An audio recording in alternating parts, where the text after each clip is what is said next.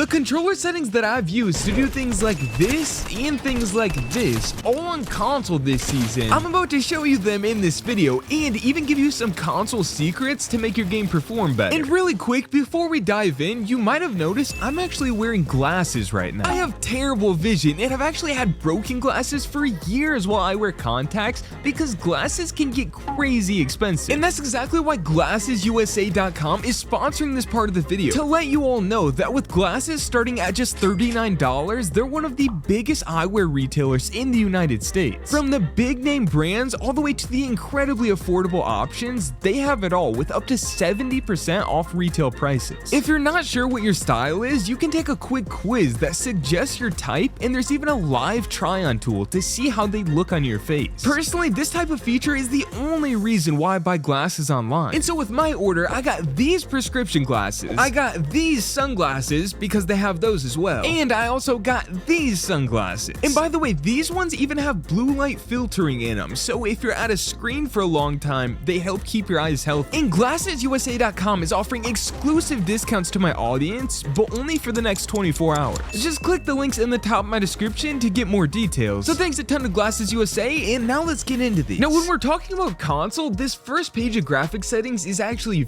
very important. If you're on a new gen console, of course you'll want the 120 FPS mode turned on, and then brightness on console is hugely important. On every single console I have, I always turn the brightness up as far as possible, so 150%, and then to make it even brighter, you change your colorblind mode to Tritanope, and you can put this as high as 10. Personally, I think 10 is a little too bright, but if you have an overall darker monitor, then that could work for you. But just watch the difference on 100 brightness with no colorblind mode. Your overall game just looks so dark and dull. It makes it so if players are hiding in the shadows, it's way harder to see them. So again, 150 brightness, colorblind mode on Tritanope, and you can go anywhere from 5 to 10. And I mean, you can instantly see the difference with how much brighter and more vibrant everything looks. And this map really highlights it because of how sick the backgrounds look. The map just got updated, so the lighting is a lot better and the backgrounds are way more detailed. So these look insane now. And of course, we still have like the custom crosshairs, the build still automatically reset. We brought the funk music back, so you have this track now along with other custom music tracks. I mean, this map looks absolutely insane now. I love it. And again, if you want to use this map to 1v1 your friends or just free build around, that's personally what I use it for. To find it, all you have to do is search Carter 2K on the map tab and then make sure to favorite it so you don't lose it. I mean, I've never seen console look so cool. Now, console also has motion blur, which I highly suggest turning it off for two reasons. For one, it makes a lot of people, including me, feel sick after playing on it for a while. And for two, it actually gives you more delay, so you'll have less delay if you turn that off. Then user interface parallax, this doesn't actually matter because nothing happens in game. This is for like the item shop and in your settings screen. Then because you can't really change your graphics settings on console, this is all the advanced graphic settings you have. I suggest turning show FPS on so you can see if you end up dropping any FPS. But that's all for the video tab. Now we go over to the volume tab, and over here you can kind of customize whatever you want. But the one setting that I heavily recommend is turning on visualize sound effects. In my experience, console audio can be pretty low, so you definitely want to make sure this is on so you can actually see those effects even if you can't hear them. And even if your console audio is loud, every pro plays with this turned on because it's essentially cheating. You can have the loudest headphones in the world and you might not hear someone sneaking up on you, but their footsteps will actually show you where they're coming from. If you like to W key a lot, this will show you where other players are shooting from even if they're super far away. Like, you're actually kind of selling if you don't have this turned on. You need that on. And the rest of these are just like voice chat settings, don't really matter too much. But then we go over to the game tab. These top 4 movement settings don't really matter too much. It's kind of just personal preference. Then we go to the combat tab, and actually a new setting that I've started turning on console is auto pickup weapons. In like normal pubs, this probably isn't that important, but in higher level lobbies, like if you're playing ranked on console, you're going to be playing against a bunch of mouse and keyboard sweats that have scroll wheel, which basically means they can instantly pick up weapons while you're sitting here spamming square. So with auto pickup turned on, you can actually compete with scroll wheel pickup. I actually just got to Unreal on console yesterday. That video will be coming soon. But I was out dropping mouse and keyboard sweats and winning the weapons because I had this setting turned on. Now this can be annoying because if your item slots aren't filled up already, you will pick up just random stuff that you don't want and you'll have to drop it back out of your inventory. But I think that's worth it simply because you can actually compete for 50-50 drops. Without auto pickup on, you're losing the scroll wheel every single time. Now, if you do have auto pickup on, then you might not want to use preferred item slots at all, because if you start automatically picking up weapons, it can start automatically switching them out and doing some kind of weird stuff with your item farm. However, I do still have this on right now, and honestly, this is basically my loadout every single game this season. The first slot is always a shotgun. The second slot, I like using the AR, but you can use an SMG if you like it too. Then I always have at least 2 heal items, and I always have a jetpack. If I can't find a jetpack, I might pick up another weapon, but if I find a jetpack, then this is always the loadout that I use. And then if we use that, I don't have to use auto consort consumables because I already have a preferred slot for that. However, now we get to the building section. Reset building choice, this doesn't really matter unless you like to rotate your builds, then this does matter. Disable pre-edits, personally, I think if you're above like 30 ping, then you want to disable pre-edits because otherwise you'll just do them by accident way too often. And with how much you actually use them, I just don't think it's worth it, so I just disable them. Turbo building, obviously we want on. In auto confirm edits, I set this to both. And what both basically means is I auto confirm both my edits and my resets. So my controller actually has 4 paddles on the back, and with this one I edit. So to edit a build, I click my edit button, I click my select button, which is right trigger, and then as soon as I let that go, it confirms for me. And resetting is the same thing. I click my edit button, and as soon as I click my reset button, which is R3, it instantly resets it. People love to say that you can't edit fast with this setting turned on, but I obviously disagree. I mean, doing this kind of stuff on console seems pretty good. And overall, I just feel like it makes editing way easier. I mean, you literally click 2 buttons instead of 3. Like, obviously it's easier. Now back into the settings, we have just all the extra game options, which none of this really matters. FOV, we will obviously want as high as possible. Replays, I have mine off to increase performance, but if you like your replays on to be able to go back and see your games, then that's fine too. Now we go over to the game UI. So reticle, obviously you want on unless you have like a custom crosshair built into your monitor. Otherwise, the ammo indicator, the damage numbers, the reticle damage feedback, and even the damage number scales, this is all just whatever you prefer it on. For console, these are the ones that I use, and then for your HUD options, you kind of just want to leave these on default. If you want to be able to see your ping, then turn net debug stats on. Otherwise, just leave everything else on default. For the touch and motion tab, which is the gyro aiming, we just want to turn this completely off. I say this every time, but this setting is not good whatsoever. So that's off. Then this is keyboard and mouse sensitivity. This is the keyboard and mouse binds, and then this is the controller tab. And this is definitely the most important tab. I mean, this is where all the sensitivities are gonna be. So controller auto run, this is just personal preference. I like mine off. Build immediately doesn't matter if you use any custom bind, which almost everyone does at this point. However, if you are just on standard build or pro, then definitely have this on. It's good. Edit hold time, this should not matter because over in your binds, you should have a one specific bind you're clicking to edit. Mine is circle, which is also my back paddle, because the only time you have to actually hold your edit bind to go into edit mode is over here in building this top bind, which is switch mode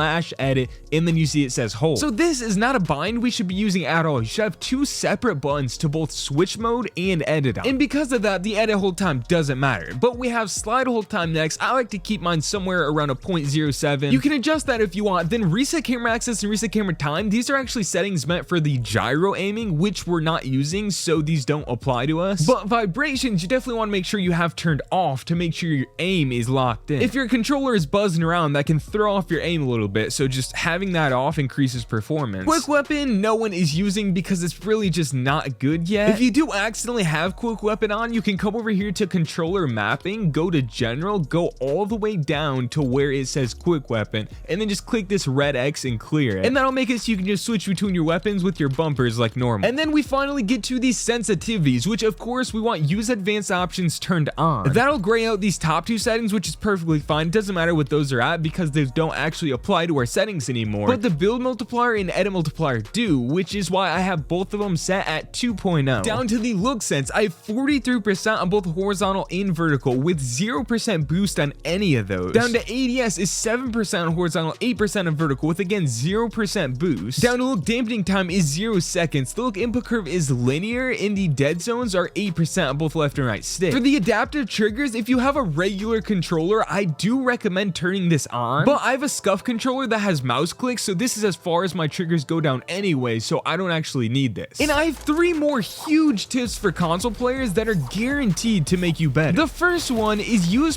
performance mode. Performance mode isn't an actual setting on Fortnite console, but there's a sort of glitch you can do, so when builds or really anything breaks, you don't see all those particles that block your vision and cause your game to drop FPS. So with the glitch, the builds just instantly disappear if they break, making it obviously way easier to hit shots, especially in close range fights. To do this on PlayStation, whenever you're in the lobby, you're going to need a second controller. You turn on the second controller, it's going to try to log you into account. You need to add another account. You need to have 2 accounts. And now once you've signed into that second account, you're basically done. You're on performance mode. And to do this on Xbox is even easier than PlayStation because you only need 1 controller and then 2 accounts. All you have to do is when your Xbox first turns on, you sign into both accounts, and then with your second account selected, you load up Fortnite, and then once it asks you what account you want to play on, you select your main account, and now you are also on performance mode. The second tip is to use an Ethernet cable. It still absolutely shocks me every single time I hear someone say that they still don't play video games with the Ethernet cable. If you don't know what that is, it's basically a cable that looks like this, which you plug in one end to your Wi-Fi router and then the other end to the back of your console. You're basically hardwiring in your internet straight into your console, so if you've ever dealt with like lag spikes, with an Ethernet cable, you won't have that. I mean, I have fiber internet, and if I come over here to my network and turn on Wi-Fi, my ping is up here in the 40s, 50s, and even getting into the 60s. But literally, as soon as I switch to my Ethernet, my ping drops down to the low teens. So if you play on Wi-Fi and your game lags a lot, I mean, this will single-handedly increase your skill a ton. And now tip number 3 is to use 120 FPS mode. Now this seems obvious, but for a lot of players, this 120 FPS mode setting doesn't show up. And that's a big issue because if you have one of the new gen consoles, you need to be able to take advantage of this. So the first way you can fix this is by going into your actual PlayStation settings. You go down to screen in video, then you come down here and change 120 FPS output to automatic. And while you're here, you can also turn this on. It can just help with input delay. My monitor doesn't support it, but yours might, so just give it a shot. But once this is on automatic, go back out and we're gonna go and change one more setting and save data in game settings. We're gonna come down here to game presets. We're gonna go over here to performance mode or resolution mode and make sure this is on performance mode. This ensures the highest FPS and the lowest delay possible. And now if you go back in your game and you still don't see this 120 FPS mode, that likely means that the HDMI ports on your monitor don't support 120 FPS. So for the setting to show up, your monitor has to have at least an HDMI 2.0 port on it. I had the issue where my old monitor did not have that port, so I actually had to play 60 FPS on my PS5 until I got a new monitor. But if you already have the new gen console, then you obviously want to make sure to take advantage of that 120 FPS mode. So I would recommend looking at upgrading your monitor in that situation. So I really hope those settings and tips help you out. If they did, please make sure to go over and try out this free build 1v1 map. Use it every day whenever you just want a free build to warm up, or even if you're just bored to 1v1 your friends on. I'd appreciate it a ton, and thank you guys so much for watching.